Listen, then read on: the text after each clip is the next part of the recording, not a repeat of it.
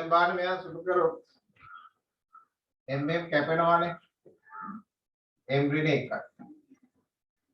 l 3යි t ඍණ 2යි එන අපිට මෙතෙන්ට ගත්තොත් m ඍණ 1යි l 3යි t ඍණ 2යි වා මෙයා අපි ටිකක් සුළු කරගත්තොත් මේන් එකට ගියපාම එකක් m4ක් තිබුණා. එහෙම තියාගමු කමන්නේ අපි. l වර්ග t ඍණ 2යි. මෙයා m වර්ග l4 t ඍණ 2යි. මෙයා m4ක් තිබුණා. මෙයා එනවා m ඍණ 2යි. l6යි. t ඍණ 4. දැන් පුතේ උඩ ටික වෙනම සුළු කරගත්තු ටික ලේසි. මෙයා m වර්ග එනවා මෙතනින් m ඍණ 2ක් මේ m ඍණ 2කට ධන දෙකකට ගාව m 2ක් තිබුණා. m 2යි කැපෙනවා. m ඉතුරු වෙන්නේ. මේල් 2යි මේල් 4යි l 6යි. l 6ට මේල් 6ක් යනවා. එතන ඉතුරු වෙන්නේ නැහැ. මේ t ඍණ 2ට මේ t ඍණ 4යි. මෙයා කැපෙනවා. එකයි නේද? පද කැපිලා යනව නේද? එතන අපෙන් අහන්නේ මෙයා මාන පවතීද? දිග කාලයේ ඉහත කිසිවක් නොවේ නේද? උත්තරේ පුතේ මානයක් ආවේ නැහැ නේද කාටවත්? සුරු කරාට.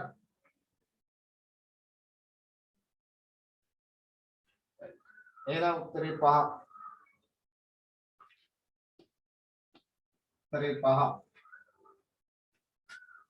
बार day 4 වෙන්න බාන day 4 ඊට පස්සේ day 4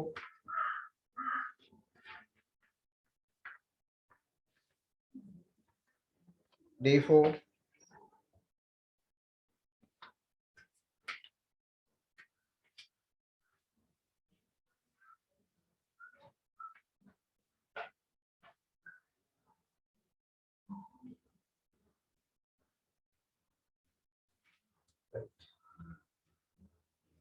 day 4 වල කියනවා day 4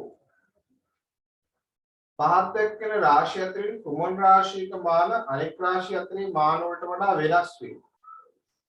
පහත් දක්වන රාශිය අතරින් කුමන රාශියක මාන අනෙක් රාශිය අතරින් මාන වලට වෙනස් වේ.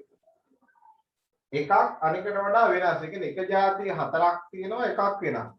එන එක જાතිය හතර හොයාගත්තත් අනික හොයාගන්න පුළුවන් නේද? පීඩනය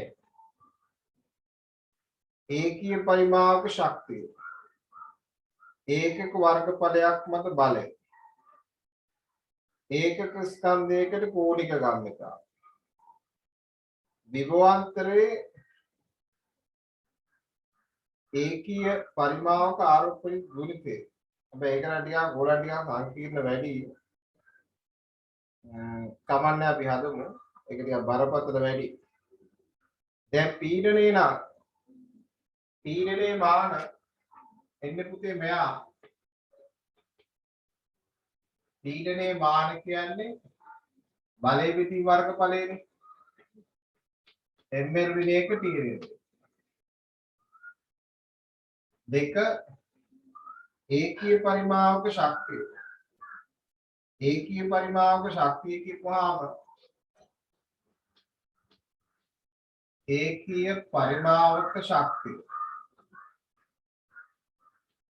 පරිමාවක ශක්තිය කියන එක පුතේ අපි ගත්ත ඔය දැන් ඔය බර්නූල් සමීකරණෙත් තිබ්බා.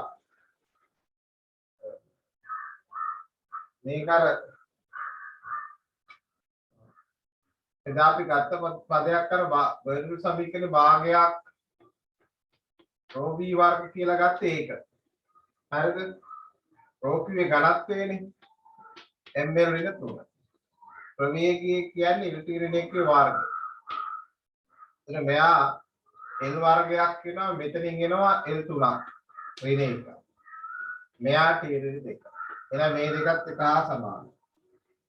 ඒකක ස්කන්ධයක කෝණික ගම්‍යතාව. එතකොට ඒකක ස්කන්ධයකට කෝණික ගම්‍යතාව. දැන් කෝණික ගම්මිතාවය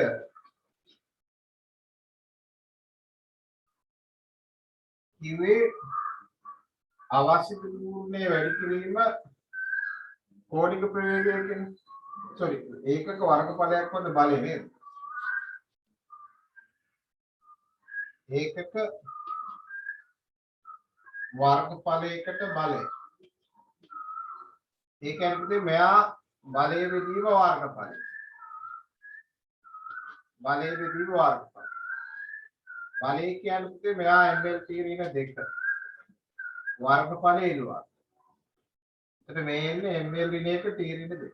දැන් මේක මේ ප්‍රශ්න පුතේ සම්පූර්ණ පළවෙනි පාඩමේ ගන්න ප්‍රශ්නයක් නෙමෙයි. මුළු සිලබස් එකම කරපුවාම මහා ජාතික ප්‍රශ්නයක් නෙමෙයි. එන ඒකෙත් මාන එක හා සමානයි. ඒකක ස්කන්ධයකට කෝණික ගාමිතාව. එතකොට ඒකක ස්කන්ධයකට කෝණික ගාමිතාව කියන්නේ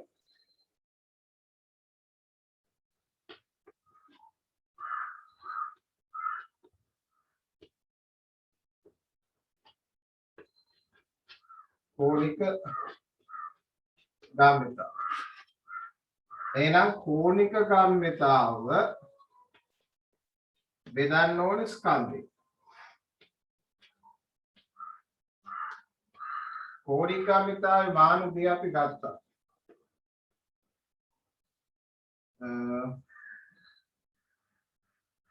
ml වර්ග tv එක. ඒක ස්කන්ධය ගත්තොත් එන්නේ ආපහු. එතකොට එන්න පුතේ l වර්ග t ඍණ එක. අන්න වෙනස් එක්ක කියලා ආවා.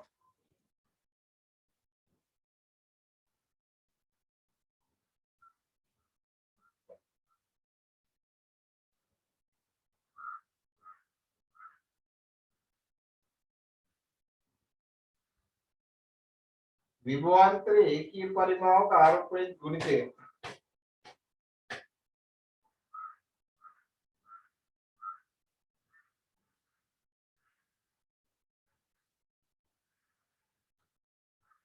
ඒක නම් පුතේ ඔයගලන්ට ටිකක් ගන්න අමාරු වෙන ටිකක් බරපතල වැඩි. අපි උත්තරේ නිකන් 3න් 4 ගන්න. පස්සේ මේක අපි අමතක කරමු ඒක ඔයගලන්ට බරපතල වැඩි. උත්තරේ පුතේ 4 අපි ගන්න. උත්තරේ 4. හරි? ප්‍රශ්නාංක 2 දීපර්තරයක් ඇතුලේ M1 M2 වස්තු දෙකක් අතර ක්‍රියා කරන බලය ක්‍රියා කරන විශාල F වූ බලය සඳහා සමීකරණය ml තුන t ඍණ දෙක මාන සහිත k සමානුපාතිකක් නීති විපරිත දීමට ලිවිය හැකියි. k මාන වලට ගැලපෙන්නේ පාසාන කුමන සමීකරණයද? දැන් ඒක තමයි පුතේ අපි මොහොතකට පෙර ආර මෙන්න මෙතෙන්ට ලිව්වේ. ගුරුත්වාකර්ෂණ නියතය සඳහා මෙන්න මෙයා ගන්නකොට මේකේ ගුරුත්වාකර්ෂණ නියතය ආපු මාන නේද ඔය? ml ඍණ තුන t ඍණ දෙක නේද මේ? m නෑ පුතේ මෙතන තියෙන්නේ පද ටික මාරු වෙලා තියෙනවා. ඕ m ඍණ 1 l 3 t ඍණ 2 ඒක නිකන් හදලා ගත්තා. උත්තරයක් වෙන එකක් තියෙනවා පුළුවන්.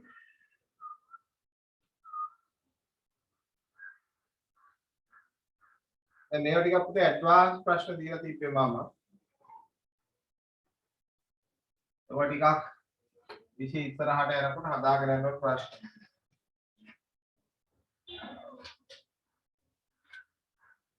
දෙක කියන්නේ මෙන්න මෙහෙම ස්කන්ධ දෙකක් තියෙනවලු. මෙයා M1 මෙයා මේ දෙක අතරදී මේ දෙක අතර ක්‍රියා කරන බලය right දැන් මෙයාගේ සමානුපාතික නියතේ මාන මෙහෙම ලියන්න පුළුවන් නම් සමීකරණය මොකක්ද කියලා අපි අහන්නේ. එතකොට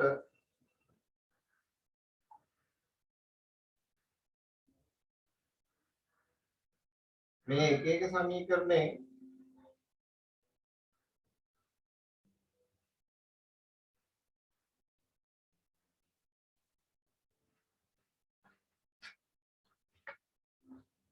අපි ලියලා බලන්න. දැන් පළවෙනි එකෙන් නම් එන්නේ ඔය මේකේ දෙවෙනි උත්තරේ තියෙන එප්සල් මාන 1ට k. පොඩි අවුලක් තියෙනවා මේක අර සමතුත්තරේ එනවා නම් මේක එන්න ඕනේ m ඍණ 1 l 3 t ඍණ 2. මේක ටික අනිත් පැත්තට තියෙනවා.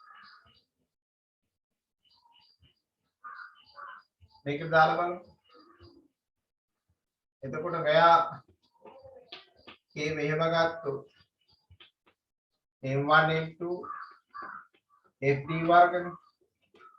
ඉතින් මෙයා m වර්ග. බලේ මාන ml t ඍණ 2. d වර්ග කියන්නේ l වර්ගනේ. මේම් එකට මේම් එකක් යනවා. l ඍණ 3යි. t ඍණ 2 උටාව t ධන 2යි. අතන ටිකක් t ඍණ 2 වගේ තියෙන්නේ. ඒ නිසා අපි මේක දාලා බලමු ආපහු.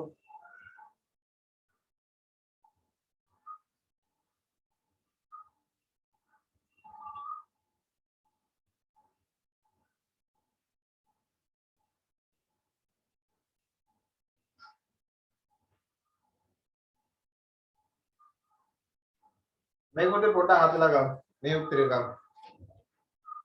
ඔය දෙකට උතන අර ml ඍණ 3 t ඍණ 2 නෙමේ t ධන 2 ගමු. ප්‍රශ්නේ t ධන 2. එහෙම ගත්තොත් උත්තරේ 2 ගන්න පුළුවන් නේද?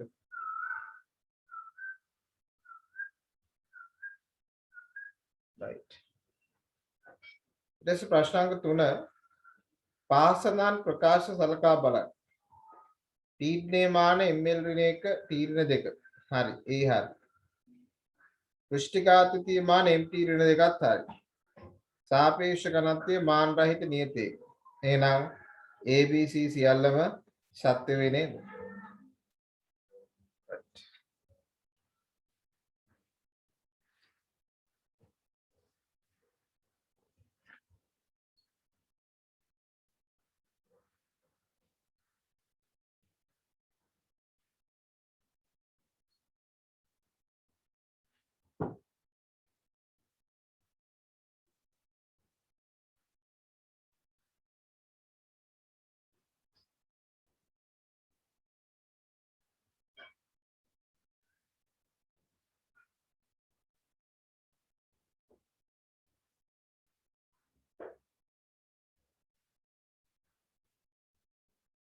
එතන පුතේ බලයේ මාන ml t ඍණ 2 නේ. එතකොට දීපිදි හරි නේද එතන? t ඍණ 2 උට්ට කියොත් t ධන 2 එනවනේ.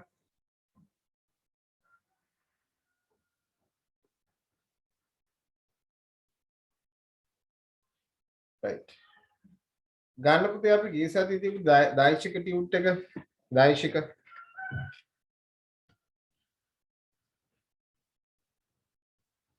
දෛශික එන්න මේක දෛශික කොටස අරක තව ගණන් ටිකක් හදමු ටියුට් ගොඩක් තියෙන නිසා මාරු මාරු හදමු දැන් ගන්න දෛශික ටියුට් එක බාහනපේ දෛශික එකේ අපි දෙවෙනි ගාන දා ගණන් කීයක් හැදුවද බලන්න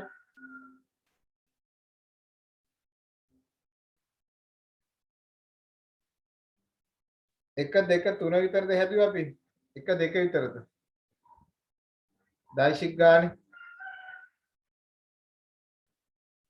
එක්කෙනෙක් මට කියන්නේ ගිය සතියේ දෛශික ටියුට් එකේ අපි ගණන් හැදුවේ 1 2ද 1 2 3ත් හැදුවද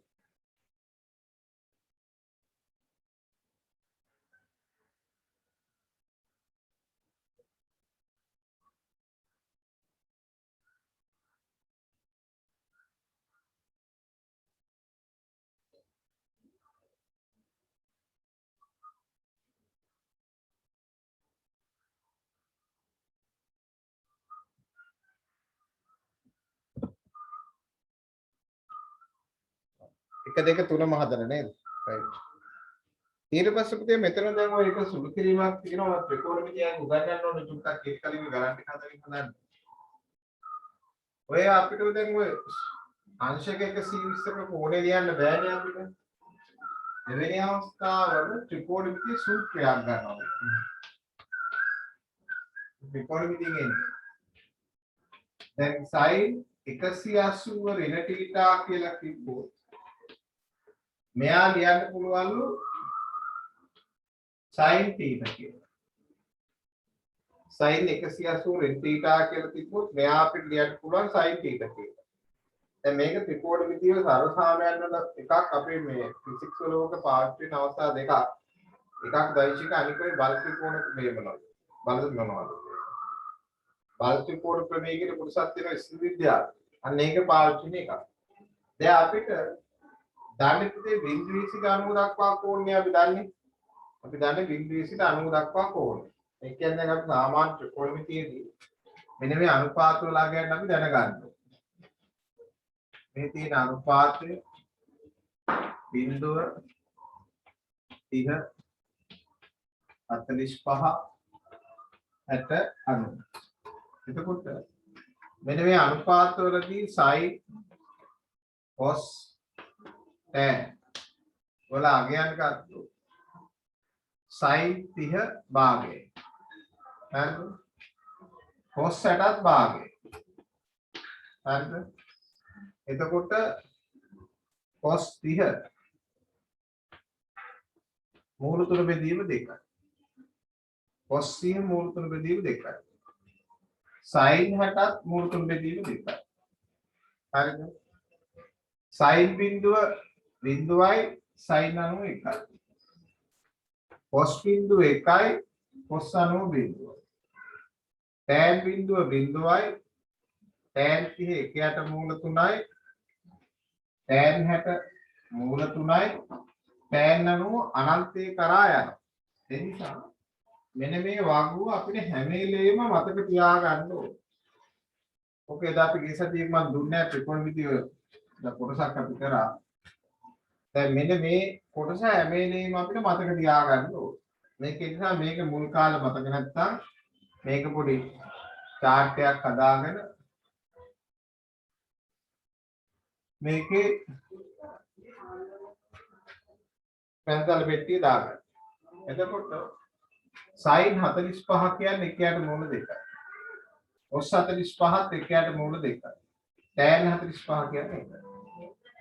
එතකොට මෙයා sin 180 θ ගත්තොත් sin θ කියලා ලියන්න පුළුවන්. හරිද? මේකේ cos අගයක් වෙනවා. දැන් අපි cos පාවිච්චි කරලා මම ලියන්නේ නැහැ. දැන් උදාහරණයක් ගත්තොත් sin 120 හොයන්න කියන්නේ. එතකොට මෙයාගේ මේ සූත්‍රෙත් ගන්නත් පුළුවන්. මෙයා 90 ධන θ කියලා ලියුවා. මෙයා cos θ කියන එක කෙනාගේ ලියන්නත් පුළුවන්. හරිද? උදාහරණයක් ගත්තොත් මෙන්න මෙහෙම. දැන් මම sin 120 අගේ කීයද කියලා අහුවොත් මෙතන අපි ගන්න පුතේ බිංදුවේ 90 දක්වා කොනනේ 180ක් මැන ගන්න බෑනේ එහෙනම්. එතකොට 180ක් වෙනම් මැන ගන්න කොහොමද? 120ක්. එතන අපිට මෙයා 120 මෙහෙම ලියන්න පුළුවන්. sin 120 කියන්නේ sin 180න් 60ක් අඩු කරොත් 120ක් වෙනවනේ. sin 180 ඍණ θ කියන්නේ sin θ. එහෙනම් මෙයා ලියන්න පුළුවන් sin 60. sin 60 කියන්නේ ඉතින් වගපොතේ මූල තුන බෙදීම 1. ඒ කියන්නේ sin 120 කියන්නේ මූල තුන බෙදීම 2යි. ඕනනම් මෙයා මෙහෙම ලියන්නත් පුළුවන්. sin 120 කියන්නේ sin 90 ධන 30ත් 120යි. 90 ධන θ නම් cos θ. එහෙනම් මෙයා cos θ. cos θ කියන්නේ මොකද? cos θ කියන්නේ මූල තුන බෙදීම 1. එහෙනම් අපිට වගුවක් ගන්න පුළුවන්. දැන් අපිට දුන්නොත් මෙහෙම එකක් sin 150යි අගේ කිය 150 ලියන්න පුළුවන් කොහොමද 180න් 30ක් අඩු කරන්න පුළුවන් නැත්තම් 90ට 60ක් එකතු කරන්න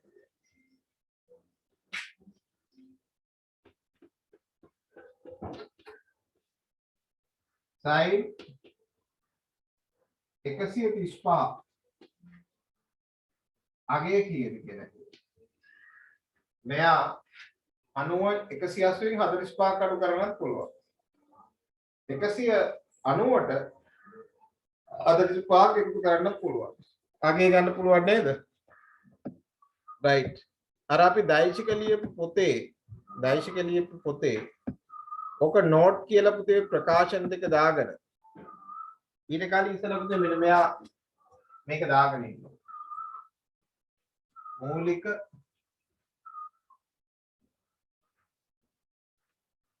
ත්‍රිකෝණමිතික වාක්‍ය මෙහෙම ලියන්න මම ඉන්නවා.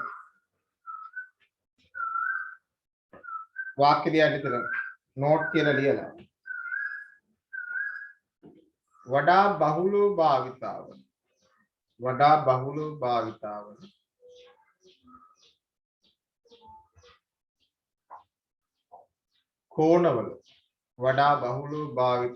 කෝණවල මූලික ත්‍රිකෝණමිතික අනුපාත